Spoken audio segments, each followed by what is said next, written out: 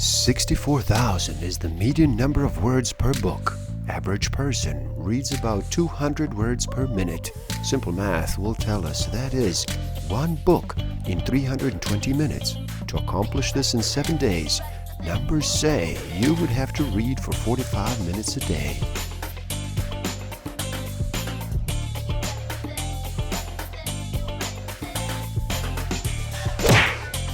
Don't forget to subscribe.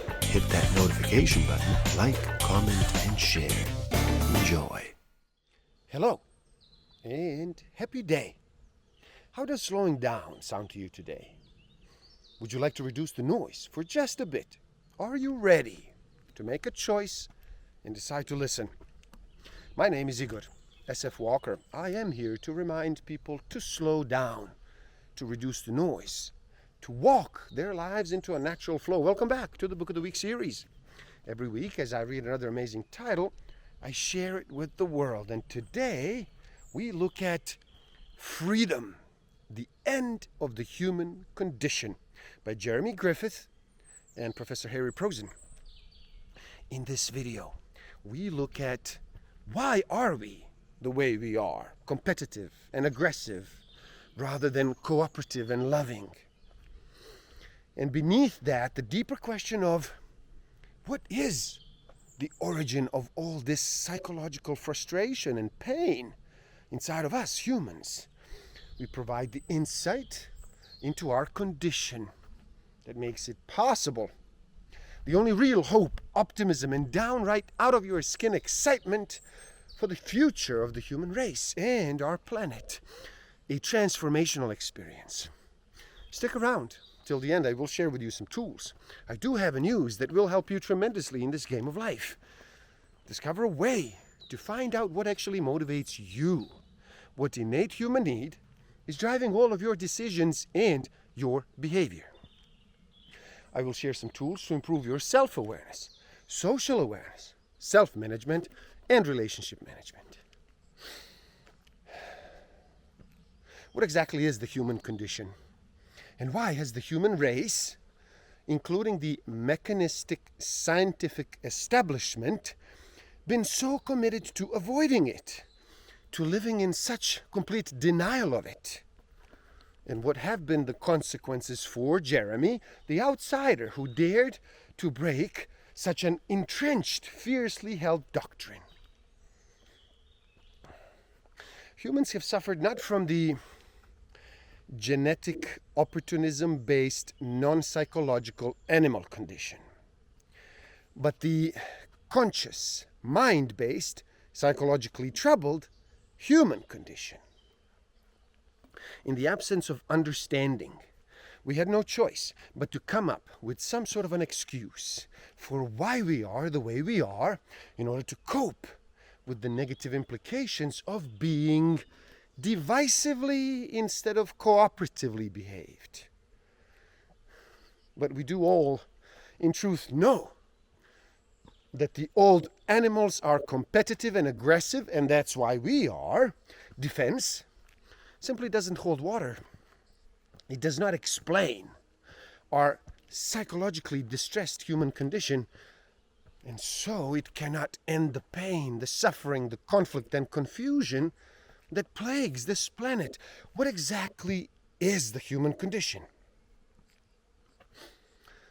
Despite our species' magnificent mental capabilities and undeniable capacity for immense sensitivity and love, behind every wondrous scientific achievement, sensitive artistic expression, and a compassionate act lies the shadow of humanity's darker side, an unspeakable history of greed, hatred, rape, torture, murder, and war, a propensity for deeds of shocking violence, depravity, indifference, and cruelty. Man is the only animal which causes pain to others with no other object than causing pain. No animal ever torments another for the sake of tormenting, but man does so. And it is this which constitutes the diabolical nature, which is far worse than the merely bestial. precisely this dual capacity for what has historically been referred to as good and evil that has troubled the human mind since we first became fully conscious, thinking beings. Are we essentially good? And if so, what is the cause of our destructive, insensitive, and cruel so-called evil side? Why do we thinking, reasoning, rational, immensely clever, supposedly sensible beings behave so abominably and cause so much suffering and devastation? Yes, the eternal question has been, why evil? What is the origin of the dark volcanic forces that undeniably exists within us, humans? What is it deep within us humans that troubles us so terribly?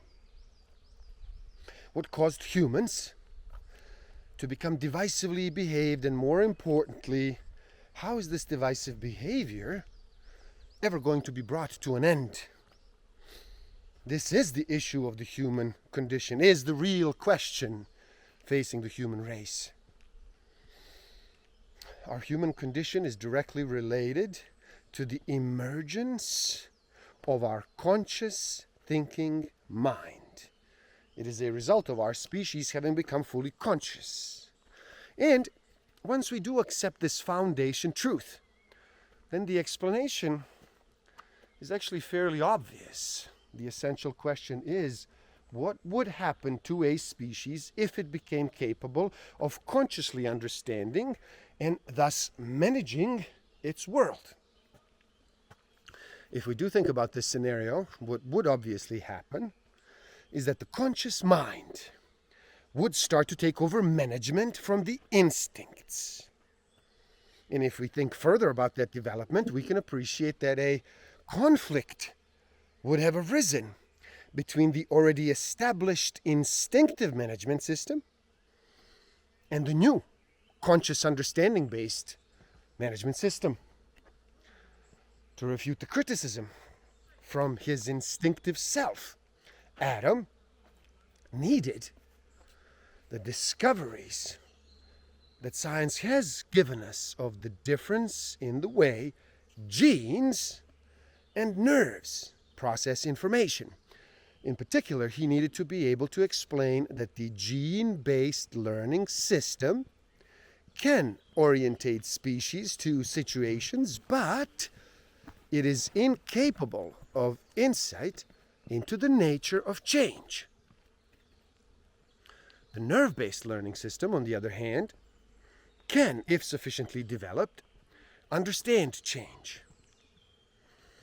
Nerves were originally developed for the coordination of movement in animals, but once developed their ability to store impressions, what we refer to as memory, it gave rise to the potential to develop understanding of cause and effect.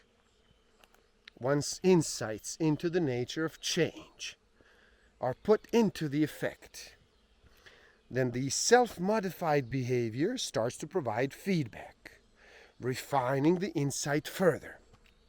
Predictions are compared with outcomes, and so on. Consciousness means being sufficiently aware of how experiences are related to attempt to manage change from a basis of understanding. What this means is that when the nerve-based learning system became sufficiently developed for consciousness to emerge, and with it the ability to understand the world, it wasn't enough to be instinctively orientated to the world. Conscious understanding of the world had to be found. Suffering, psychological upset, was the price of this heroic search for understanding.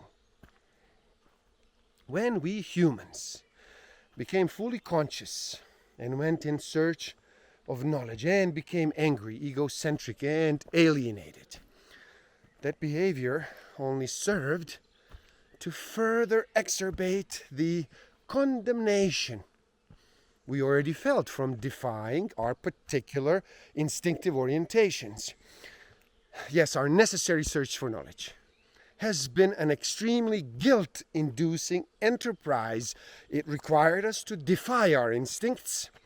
This necessary defiance that made us angry, egocentric, and alienated, which was an outcome that further offended our particular instincts that expect us to behave in an unconditionally selfless, cooperative, and loving way.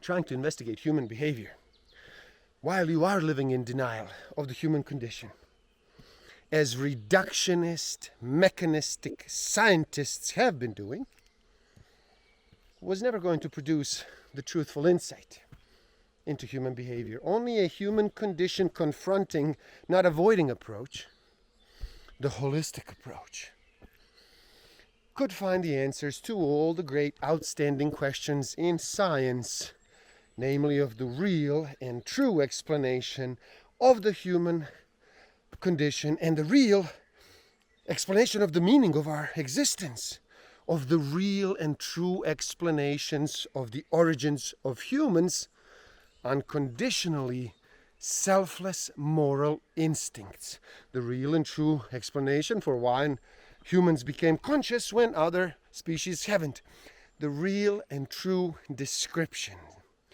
of the emergence of humans from our ancestors to our present immensely human condition afflicted, upset state. Essentially, what has happened is that humans have become so habituated to living in Plato's dark cave of denial that finally, when given the means to exit the cave and stand in the warm, healing sunshine of self-understanding, we have refused to leave. And most frighteningly, in choosing to stay there, means denial and the alienation from our true self that results from that denial can only continue to increase, so that very soon the human race will succumb to horrific terminal alienation.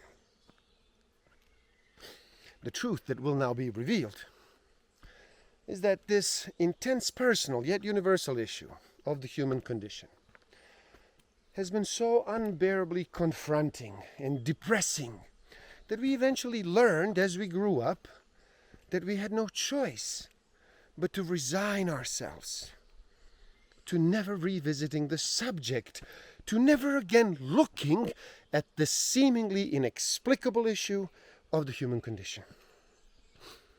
As consciousness emerged in humans, we progressed from being able to sufficiently understand the relationship between cause and effect to become self-conscious, aware of our own existence during our infancy, to proactively carrying out experiments in self-management during our childhood, at which point all the manifestations of the human condition of anger, egocentricity, and alienation became to reveal themselves.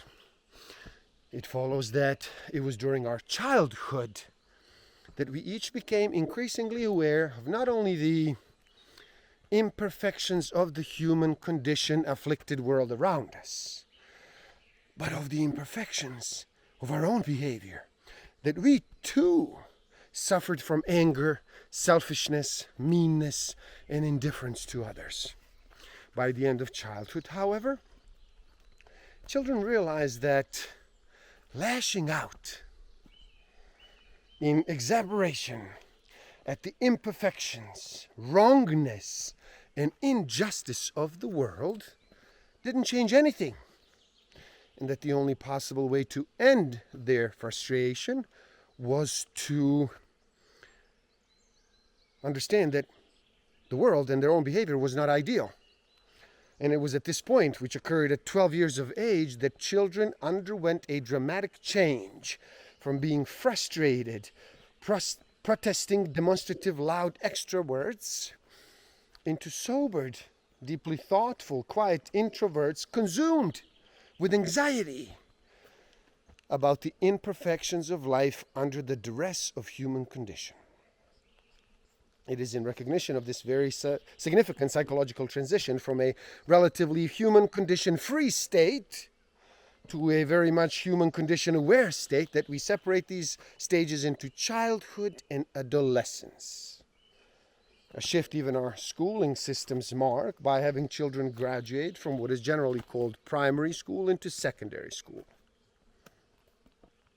After struggling for a few years to make sense of existence, the search for understanding became so confronting of those extreme internal imperfections that adolescents had no choice but to resign to living in denial of the whole unbearably depressing and seemingly unsolvable issue of the human condition, after which they became superficial and artificial escapists, not wanting to look at any issue too deeply, and before long, combative and competitive power, fame, fortune, and glory, relief from the agony and guilt of the human condition, seeking resigned adults.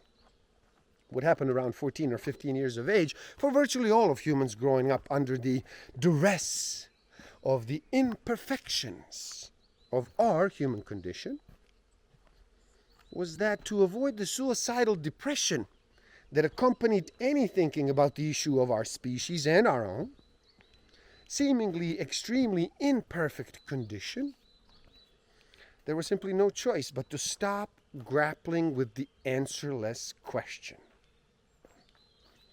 The fact is, the human race has lived a haunted existence, dogged by the dark shadow of its imperfect human condition, forever trying to escape it, the result of which that we have become immensely superficial and artificial, phony and fake, as the resigning adolescents so truthfully described it.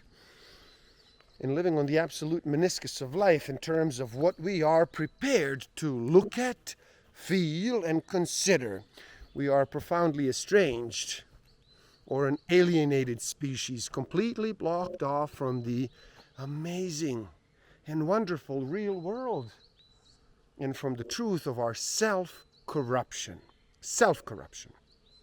That thinking about that beautiful, inspired, natural, soulful world unbearably connects us.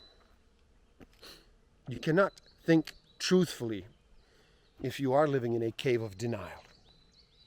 Admitting to having to hide from the human condition means acknowledging and having to confront the issue of the human condition, which humans haven't wanted to do. And in addition to not wanting to be reconnected to the issue of the human condition and the terrible depression they experienced at resignation, adults haven't wanted to admit that they did resign to a life of lying, to living a complete, superficial, phony, fake, alienated to the roots, asleep, unconscious, out of one's mind existence. Inability to know we are blocking something out occurs because obviously we cannot block something out of our mind and know we have blocked it out. Because if we knew we had blocked it out, we wouldn't have blocked it out. The fact is, we aren't aware that we are alienated. The human condition emerged when our conscious mind challenged our instincts for the management of our lives, with the resulting psychologically upset, competitive, aggressive, and selfish condition being greatly exacerbated by the fact that our moral instincts are orientated to living in the way that is in a complete opposite of this state, namely cooperatively, lovingly, and selflessly. Thus, the three fundamental elements involved in this explanation are that our conscious mind caused our upset state to emerge, that it is a psychological, psychotic, and neurotic state of upset that we are living in, and that our species' original instinctive orientation was to live in a psychosis-free, peaceful, and harmonious state of cooperation, love, and selflessness. So these are the three truths that have been denied by human condition avoiding mechanistic science. And as sufferers of human condition, it is most likely that there are truths that the readers of this book or viewers of this video will also have been living in denial of, and thus unlikely to have been accepting as being truths. Yes, only a whole new way of thinking, the particular reconciling, the redeeming and healing way of understanding ourselves and resulting new transformed civilization could alter our species' plight. We have arrived at a situation where humanity desperately needed clear biological understanding of ourselves, understanding that would make sense of our divisive condition, and then liberate us from criticism, lift our psychological burden of guilt, and give us meaning. Trying to investigate reality while living in denial of any truths that brought the, for the most people, deadly, painful issue of the human condition into focus, as mechanistic science has done, was an extremely compromised and a deficient way of searching for knowledge. In fact, it is a measure of the blindness of human condition avoiding denial-based thinking, and the effectiveness of human condition confronting honest thinking, that when the whole truth about our condition is finally reached, as it now has been, it can appear so straightforward and simple that it seems almost self-evident. But simplicity has always been a hallmark of insightful thought. Whenever there has been a major insoluble problem for mankind, the answer, when finally found, has always been very simple. True explanation of the human condition requires starting from the unequivocally honest basis of acknowledging that humans did once live in a completely loving, unconditionally selfless, altruistic state, and that it was only after the emergence of our conscious mind that our present good and evil afflicted, immensely psychologically upset condition emerged. If we do this and consider what would happen when a conscious mind emerged in the presence of an already established cooperative, loving, instinctive state, given what human condition avoiding mechanistic science has managed to discover about the gene-based natural selection process, and how nerves are capable of memory, then the explanation is right there in front of us. Our altruistic moral instincts are only genetic orientations to the world and not understandings of it. When our fully conscious, reasoning, self-managing mind emerged, it would, in order to find the understandings it needed to effectively manage events, had to challenge those innate, born with, genetic, instinctive orientations, which would have led to a psychologically upsetting clash with our moral instincts. Basically, once our self-adjusting intellect, or ability to reason, emerged, it was capable of taking over the management of our lives from the instinctive orientations we had acquired through the natural selection of genetic traits that adapted us to our environment. Moreover, at the point of becoming conscious, the nerve-based learning system should arrest management from the individual, from the instincts, because such a self-managing or self-adjusting system is infinitely more efficient at adapting to change than the gene-based system, which can only adapt to change very slowly over many generations. However, it was at this juncture, when our conscious intellect challenged our instincts for control, that a terrible battle broke out between our instincts and our intellect, the effect of which was the extremely competitive, selfish, and aggressive state that we call the human condition.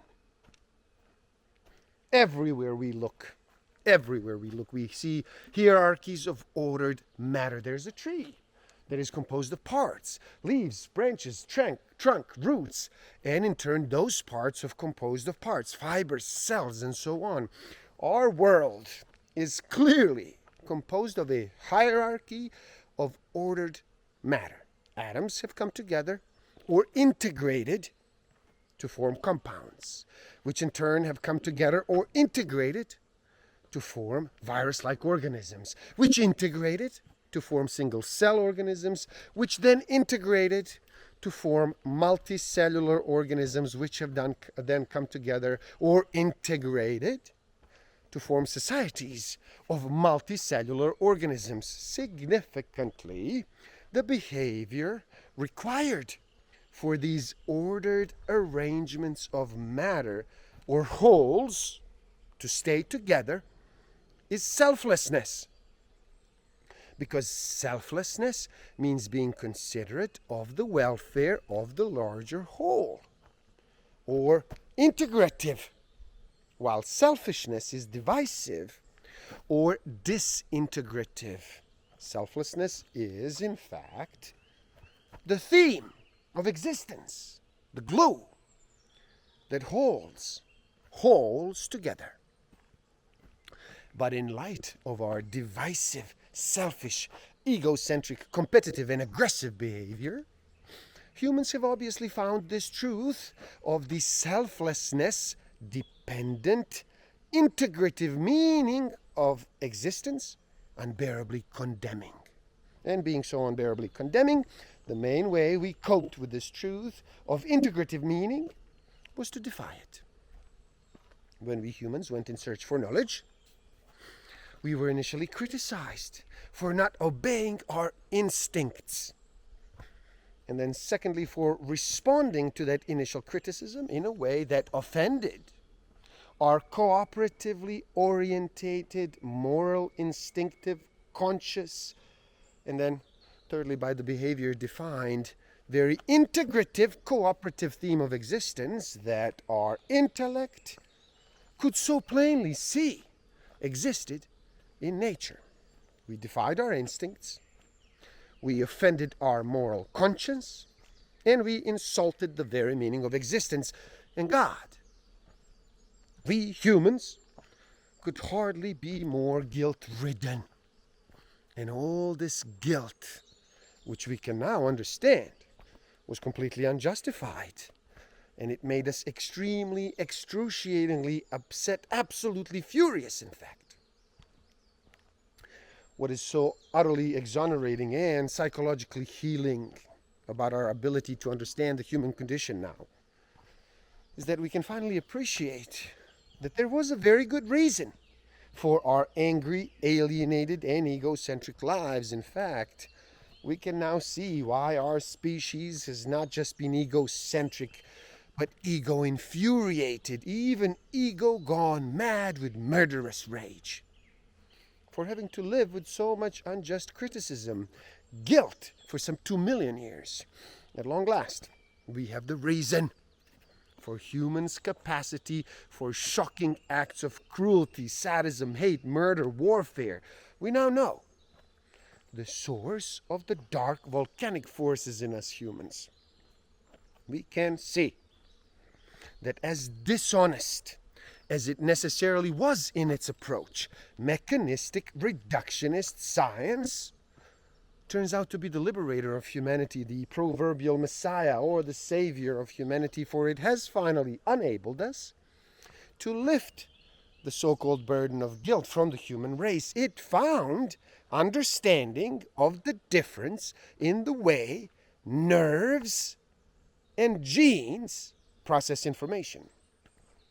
The one is insightful and the other isn't, which has finally made it possible to explain the greatest of the mysteries, that holy grail of all human conscious thought and inquiry of the human condition. Difficulty arises from the fact that for a collection of parts to form and hold together, for matter to integrate, the parts of the developing whole must cooperate, behave selflessly, place the maintenance of the whole above the maintenance of themselves. Because if they do not cooperate, if they compete, behave selfishly or inconsiderately, then the whole disintegrates. The parts break down into the more elementary building blocks of matter from which they were assembled. As Kostler stated, to create order out of disorder requires functional coordination. Put simply, selfishness is divisive or disintegrative, while selflessness is integrative. It is the glue that holds wholes together. It is, in fact, the theme of the integrative process and thus of existence. It is also what we mean by the word love, word for love being caritas, meaning charity or giving or selflessness. Max Planck, another Nobel Prize winner, similarly recognized that there can never be any real opposition between science and religion, for the one is the complement of the other. Australia's greatest ever educator, Sir James Darling, said, "Scientists can no more deny or devaluate the truths of spiritual experience than the theologian can neglect the truths of science." And the two truths must be reconcilable, and it must be of importance to each of us that they should be reconciled to cope with our less than ideal human condition. There has only been ever either denial or faith. Unconditionally selfless self-sacrifice for the good of the whole is the very theme of existence. It is only because of the limitation of the gene-based natural selection process that unconditionally selfless behavior normally cannot be developed between sexually reproducing individuals. Selfless cooperation, not selfish, competitive survival of the fittest behavior, is the real characteristic of the existence, the theme of life. If we refuse to admit the critical role nurturing has played in the emergence of the humanity, and as a direct result of that heritage in the sound upbringing of humans today, then levels of alienation will only increase, and terminal alienation will soon destroy the human race. Plato didn't stop there, going on to say, and if anyone tried to release them and lead them up, they would kill him if they could lay hands on him. This information is the very opposite of the mindless dogma that characterizes a mind-controlling sect. It is a mindful understanding. It is brain food, not brain anesthetic. Plato's anticipation of the ferocity of the attack that would be made on the person who escapes from the cave into the light of day and then dragged humanity out into the sunlight, this can make those who take the trouble to grapple with it uncomfortable, because it involves reflections on subject matter, including the purpose of human existence, which may, of its nature, cause an adverse reaction as it touches upon issues which some would regard as threatening to their ideals, values, or even worldviews.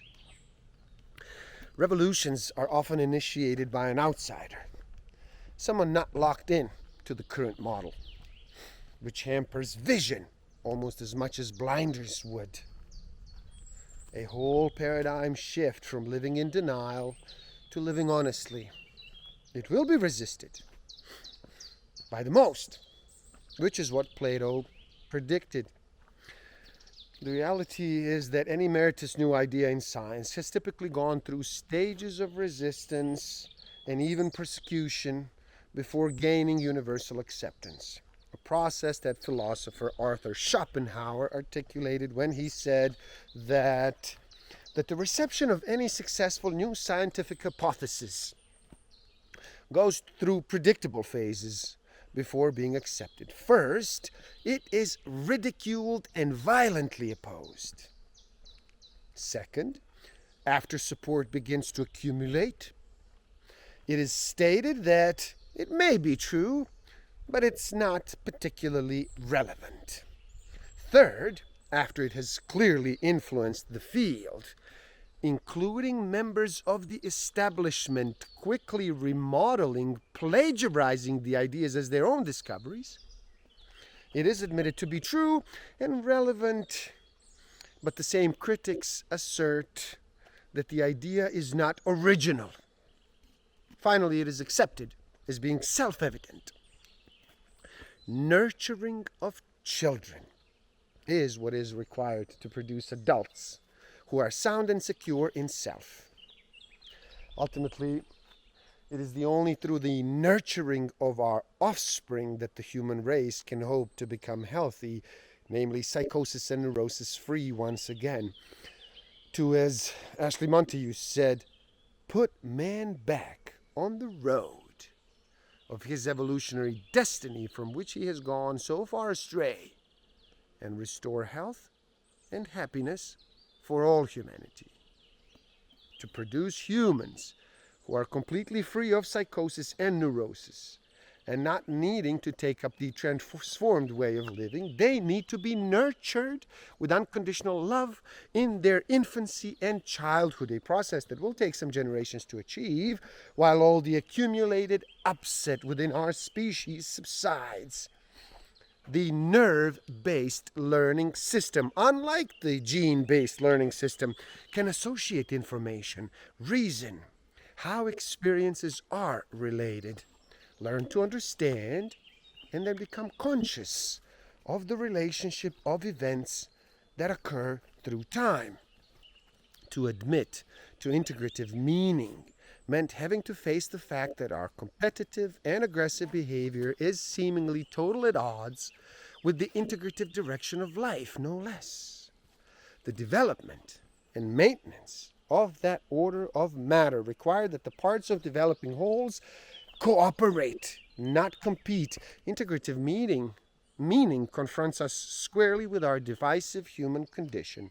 The discovery of truth is prevented most effectively by prejudice, which stands in the path of truth, and it's then like a contrary wind driving a ship away from land. The great danger was that since upset was the price of searching for knowledge, if everyone became addicted to selfishly indulging their need to relief from by doing good to feel good, there would be no tolerance for non-ideal upset behavior. And for humanity, all-important search for knowledge, ultimately liberating self-knowledge, would be shut down, condemning humanity to terminal levels of alienation and thus extinction. People have things within their personal purview, their experience, that are difficult to deal with and that they are avoiding. And generally the way they avoid them is by adopting pseudo-moralistic stances on large-scale social issues so they look good to their friends and neighbors. We are nature's unique experiment to make the rational intelligence prove itself sounder than the reflex, instinct. Knowledge is our destiny, self-knowledge at last, bringing together the experience of the arts and the explanation of the science waits ahead of us. And there you have it. Freedom. The end of the human condition. Please do help out. It is easy. Simply like this video so more people can enjoy it. Share it too and spread the word. Leave a comment and share your thoughts. Subscribe to my channel and stay up to date. And the link to this book is in the description below, so you buy it and you read and you never stop learning, especially learning about yourself and nature. So gift yourself by taking the free human needs test on my website and find out what actually motivates you, what innate human need is driving all of your decisions and your behavior. And if you feel you are ready to improve your self-awareness, social awareness, self-management, and relationship management even further, then do check out my Master of Life Awareness program. The links are in the description below. Thank you. Love and respect.